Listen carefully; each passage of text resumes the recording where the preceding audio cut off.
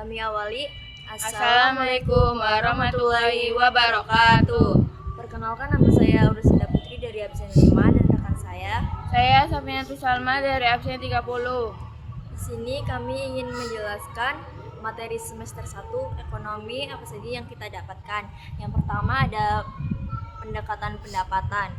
Pendekatan pendapatan yaitu menghitung pendapatan nasional dari seluruh penerimaan faktor produksi, yaitu upah atau gaji, sewa, bunga, laba usaha. Yang rumusnya yaitu Y sama dengan gaji ditambah sewa ditambah bunga ditambah laba. Yang kedua ada pendekatan pengeluaran.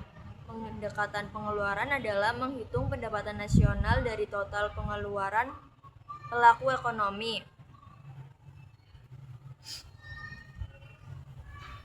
Yang pertama ada konsumsi rumah tangga, investasi perusahaan, pengeluaran pemerintahan, ekspor, impor.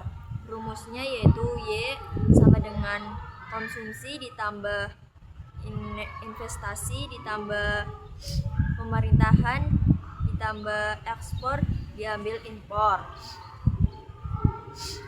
Yang ketiga, pendekatan produksi. Menghitung pendapatan nasional dari nilai tambah yang dihasilkan setiap sektor produksi. Rumus pendapatan nasional, nilai produksi dikurangi biaya antara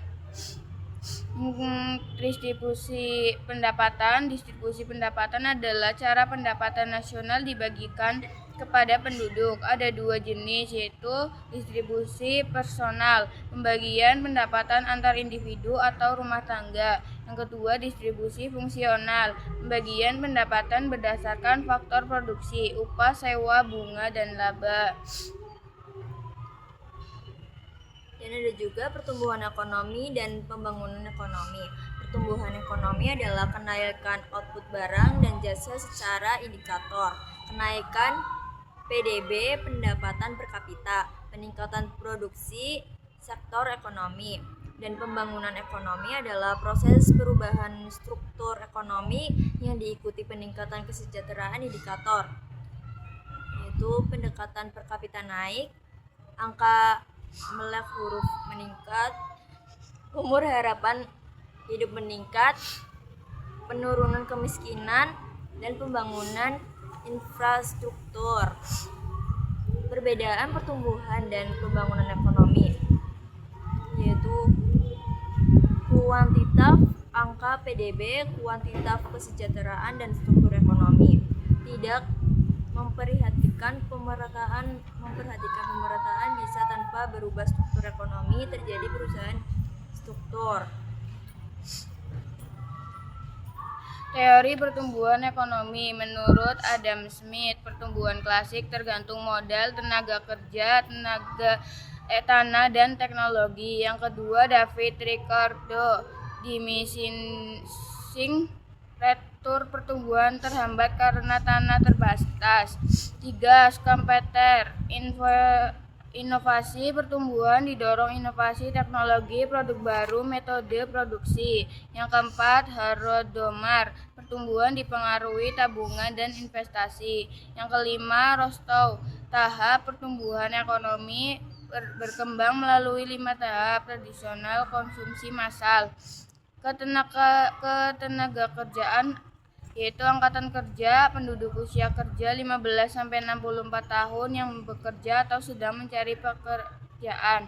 Tenaga kerja, semua penduduk usia kerja yang mampu bekerja. Jenis tenaga kerja terdidik, membutuhkan pendidikan formal, contoh dokter, guru, akuntan. Yang kedua, terlatih, membutuhkan pelatihan atau keahlian khusus seperti tukang las, montir, dan penjahit. Yang ketiga, tidak terdidik, tidak memerlukan pendidikan tinggi seperti buruh pabrik. Yang keempat, tidak terlatih, tidak memerlukan pelatihan, contoh kuli bangunan, buruh angkutan.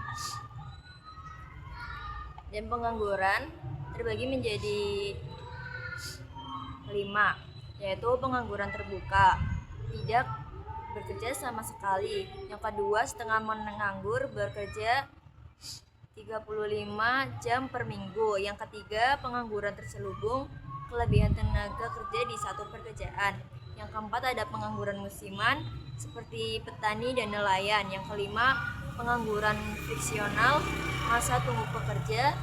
Dan yang terakhir pengangguran struktural, perubahan teknologi atau struktur ekonomi. Sistem upah. Beberapa sistem upah terbagi menjadi 5. Yang pertama upah waktu berdasarkan lama waktu bekerja.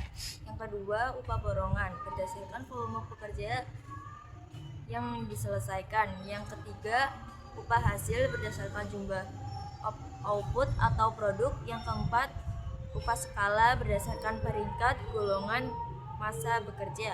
Yang kelima upah insentif, upah tambahan bagi pekerja berprestasi.